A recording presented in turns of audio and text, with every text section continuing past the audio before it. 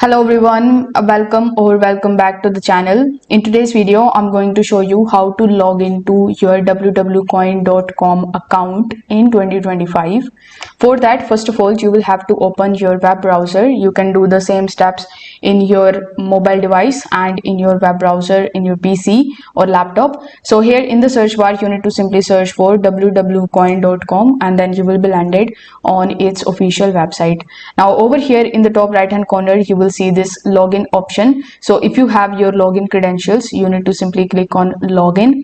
Afterwards, you will have to select whether you want to log in with the help of your email address. So if you have created your account here with the help of your email address, select the email tab, provide your email address and your password and click on this login button in order to log in.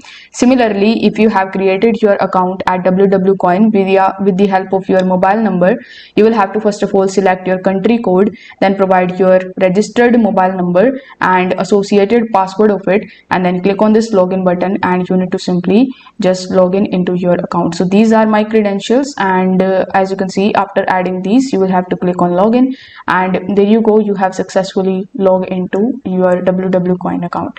So if this video helped you out, consider subscribing to this channel and liking the video. Thanks for watching.